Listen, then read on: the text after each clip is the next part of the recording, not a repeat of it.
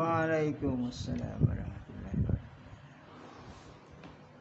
Alhamdulillahirabbil alamin wa bihi nasta'in ala umuri dunya wad din wassalatu wassalamu ala sayyidina Muhammadin wa ala alihi wa sahbihi ajma'in.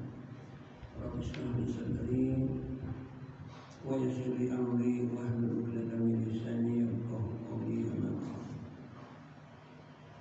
Para ulama, para guru-guru, para saudara-saudara sekalian, jamaah subuh yang dimuliakan Allah.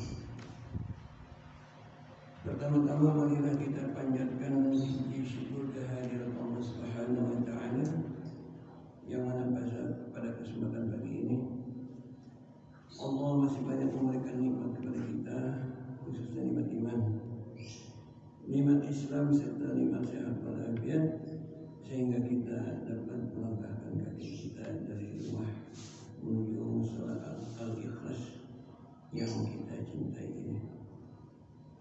Tak lupa juga salawat dan salam juga kita sampaikan kepada junjungan Nabi besar Nabi Muhammad SAW beserta keluarga dan para sahabat serta para pengikut setianya hingga akhir zaman, dan mudah-mudahan kita termasuk orang-orang yang ada di dalamnya. Amin amin ya rabbal alamin.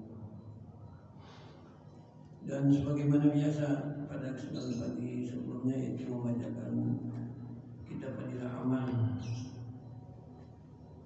Dan sebelumnya kita bersama-sama tentunya mengingatkan diri kita di mana pada dasarnya Allah Subhanahu wa taala telah meletakkan kejayaan, kebahagiaan dan kesuksesan bagi umat manusia seluruhnya tanpa kecuali, baik di dunia maupun di akhirat. Hanya saja dengan amal agama yang sempurna seperti yang dibawa oleh baginda Nabi Sallallahu Alaihi Wasallam. Dan pada saat ini umat Islam belum ada kekuatan untuk mengamalkan hal tersebut. Akan tetapi para sahabat baginda Nabi SAW dahulu telah mampu mengamalkan agama secara sempurna, karena di dalam diri mereka terdapat sifat-sifat yang mulia. Bukan hanya kemuliaan yang ada di dalam diri mereka, tapi keyakinan mereka terhadap kalimat thayyibah. Sangat meyakini sekali. Apa itu kalimat thayyibah? Kalimat thayyibah adalah la ilaha illallah Muhammadur Rasulullah. La ilaha illallah artinya tidak ada yang berhak disembah selain Allah, dan Nabi Muhammad adalah utusan Allah. Mereka meyakini pula dengan keyakinan seyakin-yakinnya, mengeluarkan makhluk yang ada di dalam hati, mengeluarkan berhala-berhala yang ada di dalam hati. Kemudian meyakini hanya Allah Subhanahu wa taala yang ada di dalam hati.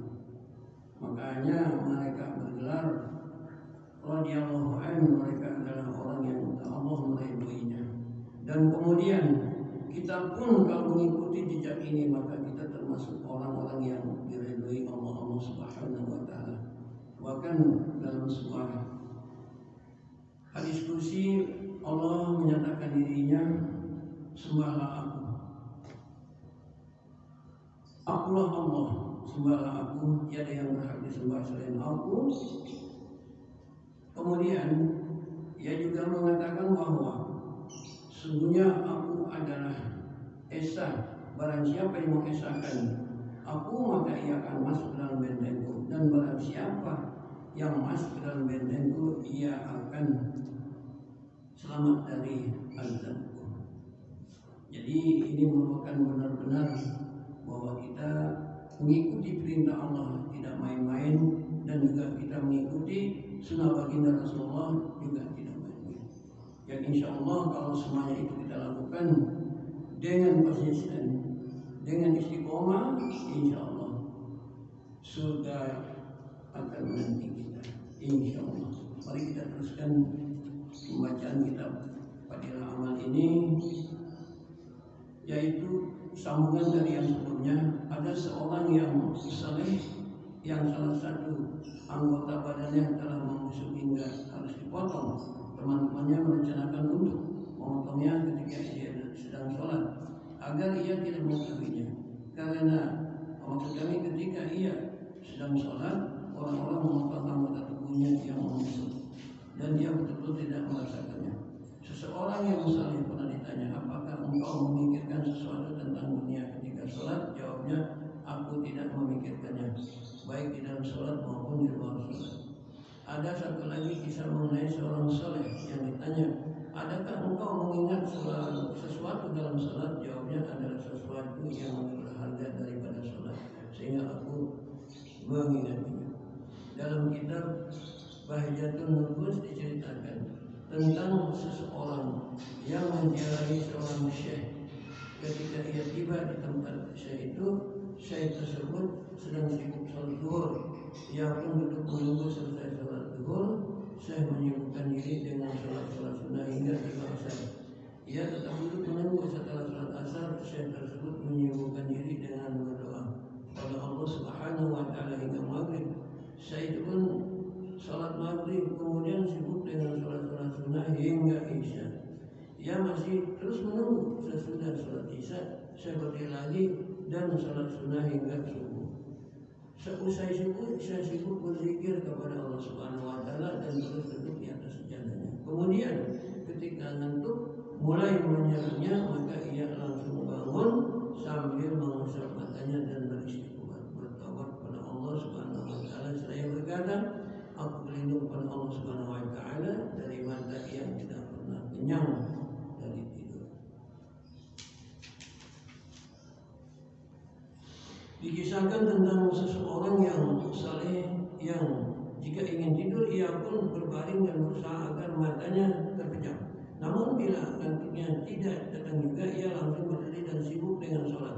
Ia berkata, ya Allah, sungguhnya Engkau mengetahui karena rasa takutku kepada api jahanam, ngantukku telah hilang. Kemudian ia akan menyibukkan diri dengan sholat hingga subuh. Banyak sekali kejadian dan kisah mengenai orang wara yang biasa menghabiskan malamnya dengan beribadah kepada Allah Subhanahu wa Ta'ala dengan penuh keasyikan dan kecintaan, sehingga tidak mungkin saya menulis semuanya di sini. Sedangkan kita karena sudah terlalu jauh dari kelezatan beribadah seperti itu, mendengar kejadian-kejadian seperti itu terkadang malah melakukan kebenarannya.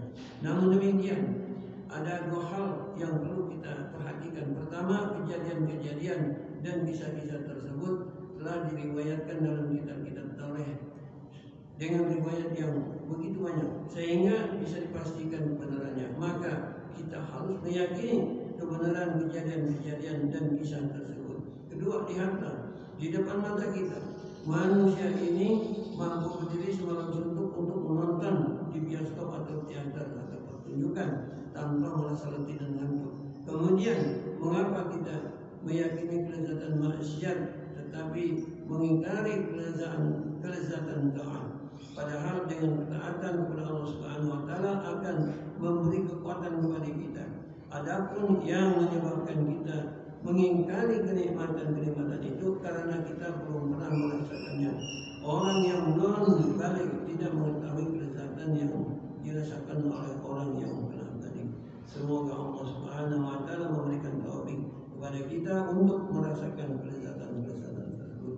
Demikianlah sambungan dari hadis yang sebelumnya kami bacakan, dan mudah-mudahan kita bisa menyampaikannya, kita bisa mengamalkan dan menyampaikannya kepada yang lain. Mari kita tutup majlis ini dengan kifaratul majlis. Subhanallah bihamdihi, subhanallah bihamdika, asyhadu an la ilaha illa anta, astaghfiruka wa atubu ilaik. Assalamualaikum warahmatullahi wabarakatuh. Waalaikumsalam.